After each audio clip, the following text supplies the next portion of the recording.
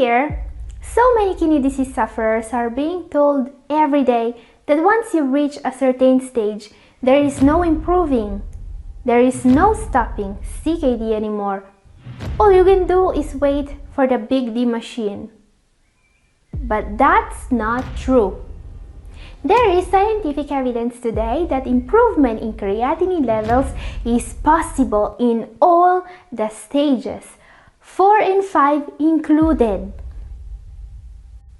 In this large study, researchers were able to prove that the most important predictor of kidney function slope is not the stage you may be in. No, it's the way CKD is managed. But then, why are so many clinicians convinced that improvements are not possible? The reason, in my opinion, are the 7 extremely dangerous and extremely common kidney damaging mistakes of today's video. Each one of these common mistakes can damage your kidneys. Doing them repeatedly can completely hinder any chance of improvement in GFR levels. So guys, today we are making sure you are not falling for any of these dangerous traps. And it's a top 7, so the higher in the ranking, the more dangerous. Let's start with a common eating mistake. Number 7, this is an eating mistake and it's not as dangerous as the other entries of today's video, but it may be a clear sign of a bigger problem. Number 7, avoiding nuts. When we think about bad eating habits, we immediately think about eating too much sugar or saturated fats, but there are other dangers we need to avoid. One of these is avoiding nuts. While it may seem that avoiding nuts is not that bad, most recent research seems to disagree. You see, science found a link between nut consumption and a reduction in many of the causes of kidney damage.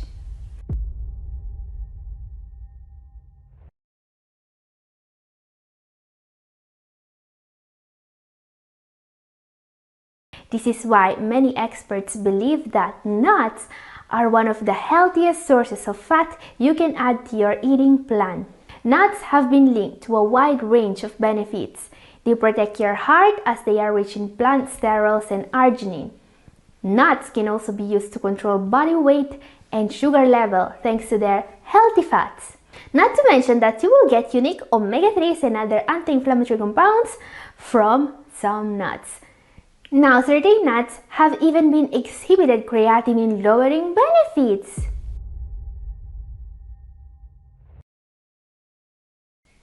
But you should be still careful with what nuts you choose and how much of them you eat. This is why I've made a full video about this topic.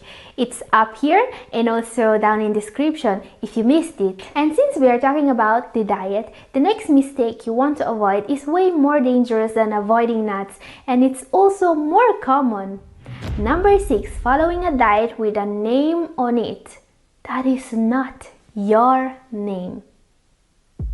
Fact, your diet has to be made specifically for you and not for anyone else.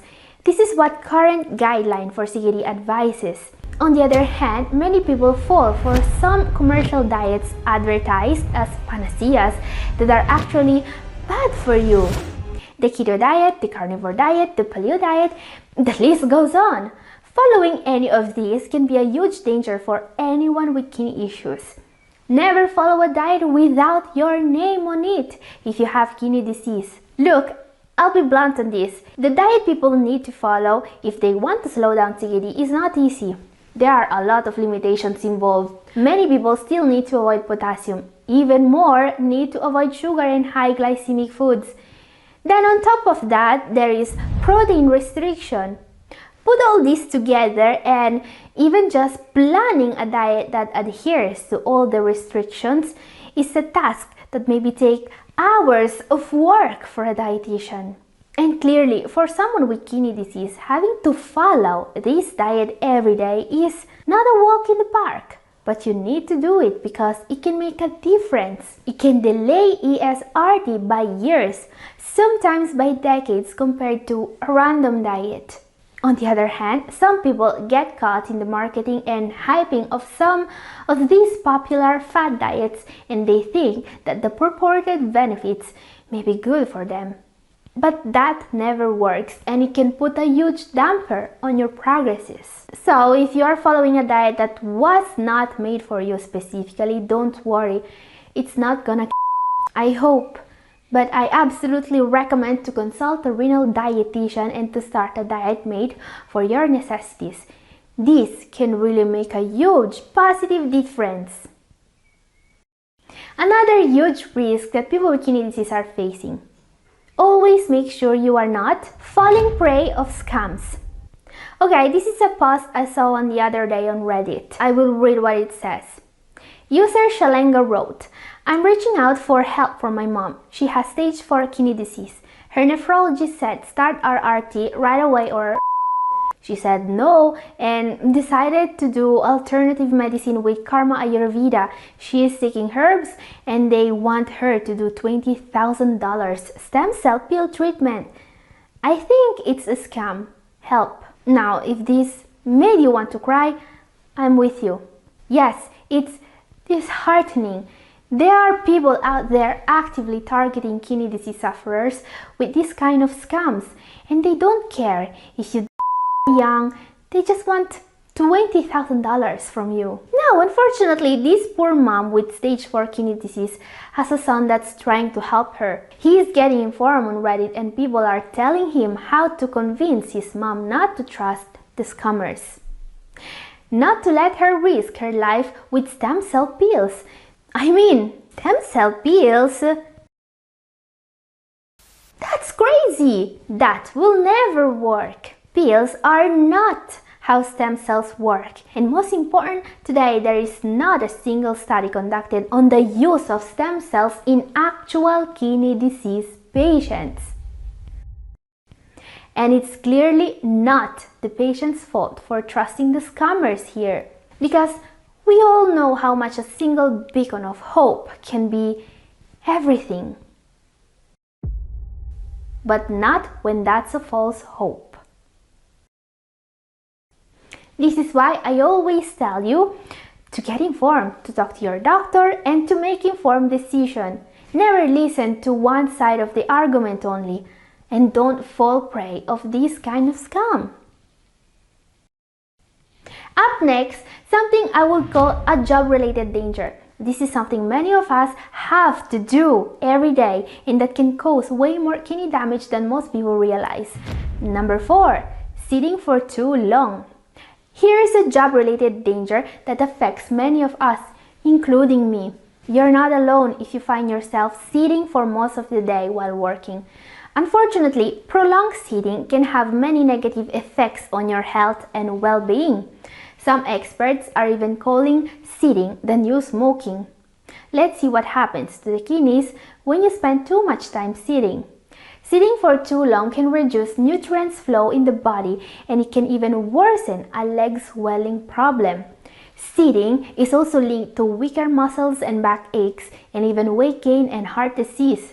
And not many people know this, but those who spend more time sitting also have a 112% increased risk of diabetes, the #1 cause of kidney disease.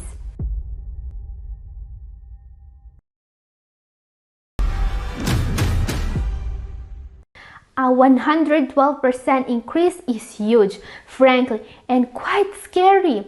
Really makes you want to move more. Now, I understand that those that sit for most of their time don't do it because they want to, but because their occupation forces them to. There are ways to decrease the risk. How can you prevent this? Do frequent breaks to take walks. A 5-minute walking break every 30 minutes will be ideal, but it's not always possible. But the closer you can get to that, the better. And consider a standing desk if you can, and avoid also sitting for too long periods when relaxing as well. Regular physical activity has many benefits, one being the ability to offset, at least in part, the effects of sitting. And yes, sitting is more dangerous than people realize, which is especially bad because we all do this. Now, there is something even worse. This is a vitamin-related danger, and it's tricky because it's something that people could risk right when they think they are making the right choice. Number 3 is taking vitamin D wrong. In the beginning of the video, I've mentioned a large study in which people with kidney disease in the advanced stages were observed actually improving their GFR. The aim of this study was to outline some of the things that made the biggest difference between those who were able to improve their GFR and those who weren't. And guess what? One of the things that made the difference was vitamin D status.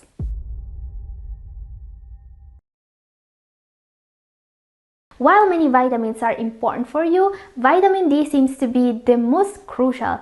So many CKD sufferers are deficient in this vitamin, about 8 out of 10, which is a concerning number, and this deficiency is actually linked to proteinuria, which can make CKD progress faster.